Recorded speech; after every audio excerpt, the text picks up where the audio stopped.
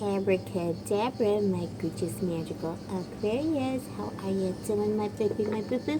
Today we are doing a classic you versus them love tarot reading. We're going to see what is going on between you and your person, my baby.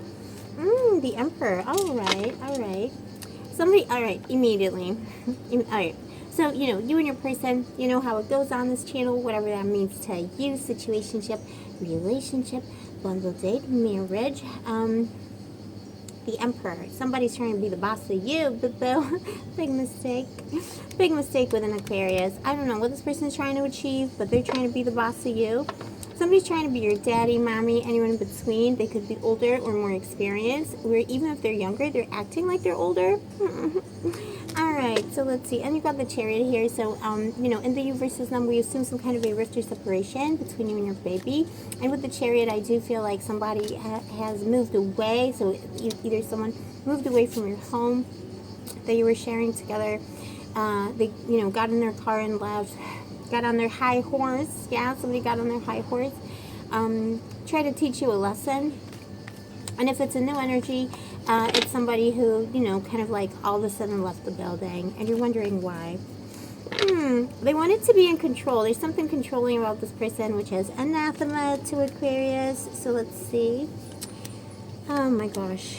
Please show me angels of love. What's going on for Aquarius, Sun, Moon, Rising, and Venus on their person. Judgment.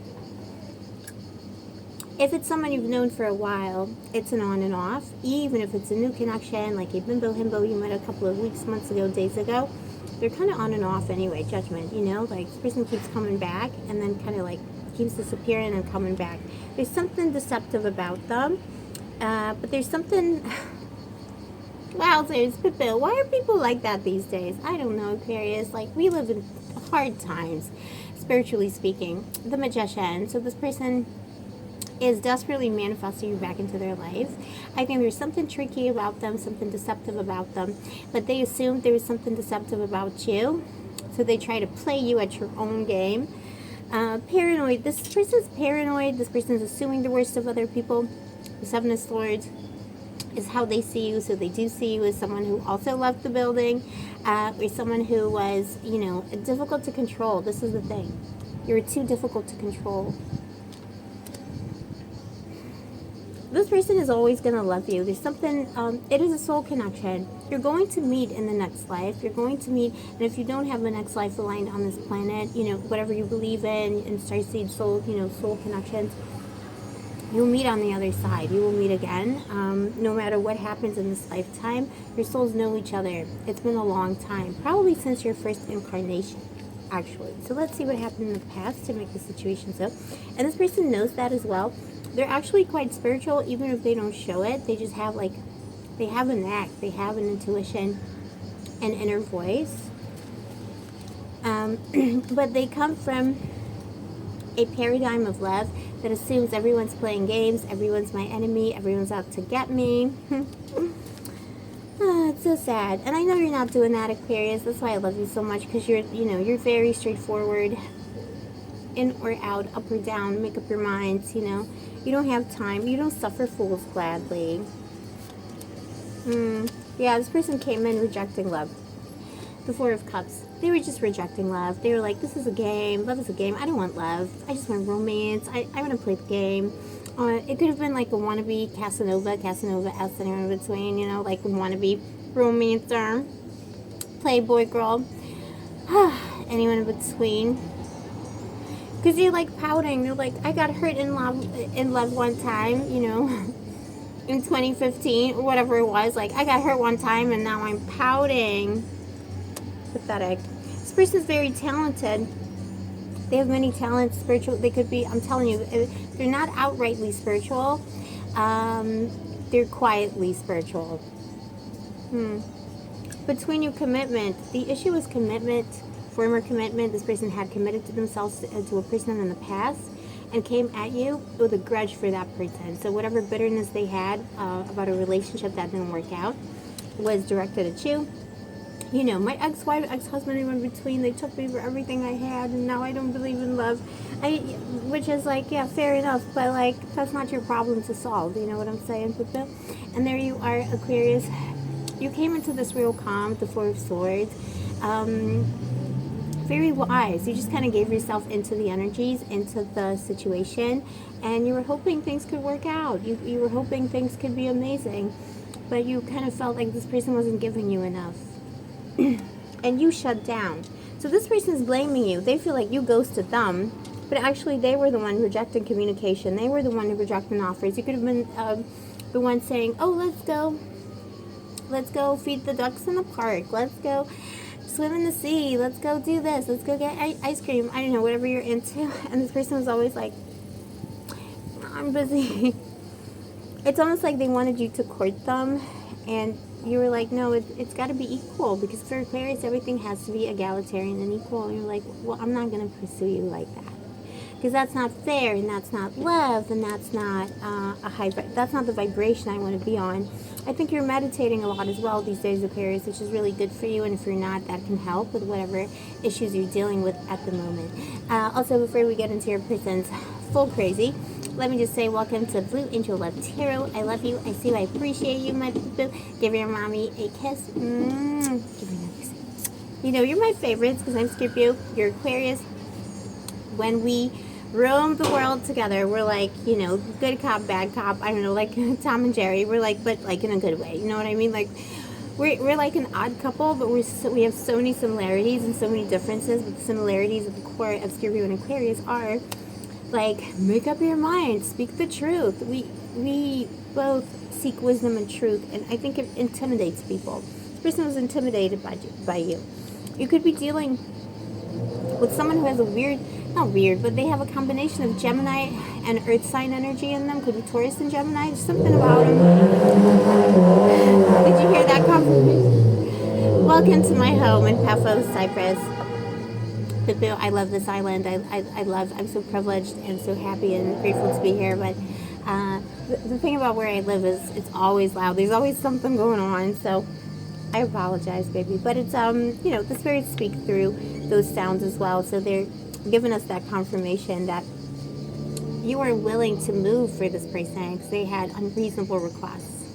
They had unreasonable expectations of you.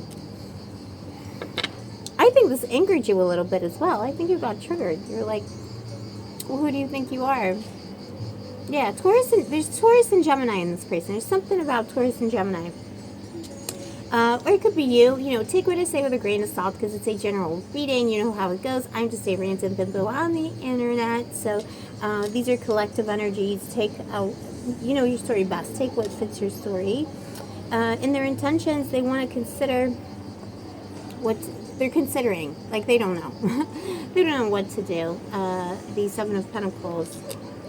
They're not very good at compromise. They're not very good at making themselves vulnerable. That was always the issue.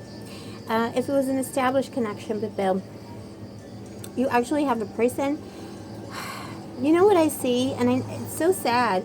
But in this combination of Four of Swords and Four of Cups, what I see with you and this person, you could have been married for 20 years or dating for a long time. I don't know, 5 months, 5 years, whatever it was. When this person was not doing well, in mind, body, or soul, they could have been sick, they could have been down, whatever it was, you helped them. And they didn't want to accept your medicine. It's kind of like an annoying energy of someone saying, well, everyone's like always going to be, we're all going to be alone in the end anyway, so what's the point? So they were rejecting love. You gave them so much love. You gave them medicine of some kind, medicine of the heart, medicine of the body or spirit. And then when you fell on hard times, that person wasn't there for you. It was just you. You with your thoughts. They left you all alone. I also feel like you could have been sick, or you fell sick and this person left you, like you were lying in bed or on the couch somewhere. You know, you laid yourself down and you were like, I am all alone. And I spent so much energy. I expanded so much of my love towards this person when they needed me. And the commitment would never come. They couldn't commit to you. They always left you wondering, you know, like, when is the commitment coming? And even when the commitment came, maybe you got married, maybe you had a household together, but you felt like spiritually that person was never committed because they're scared. They're so scared of making themselves vulnerable. Mad at the world. That's in the collective today. You know, like, Boo-Boo's being mad at the world. Ah, the Grim Reaper. Why? This person lost something when they were young. a parent, something they loved, they lost a dream. Could be like someone who had, like, I don't know, you know how it is, like maybe they were like a promising athlete and then they had an injury. They're mad at the world for that. And they couldn't make themselves vulnerable when they were with you. Even though you created a beautiful, if it was an established connection, you created this beautiful, or even like new dating situation, you created this beautiful, fragrant garden of, roses and daisies and scrumptiousness, and like it was just perfect. You created a paradise for them. They still didn't appreciate it. So it's like they were angry with you for loving them this much. Justice. This person's going to take a while, but they will be coming in with an apology and a new plan. For some of you, it might be 11 hours, 11 days, 11 weeks maybe, until the end of the year, but you might have to wait until the end of the year. Maybe your birthday, Knight of Wands. All of a sudden, one day, out of the blue, this person's coming in like, boom. If you're in a separation, they're just going to appear at the end of the year. If you're currently talking, there's like weirdness and there's a conflict, this person's not going to get their act together until 11 hours, days, weeks, or until the end of the year comes around. But then they're taking action, the Knight of Wands. You know how it is, it's up to you. On this channel, it's all about free will. This is definitely a deep connection, I can see it. That person had a lot more work they needed to do than you did. So let's see what the advice is for my Aquarius. The Hierophant.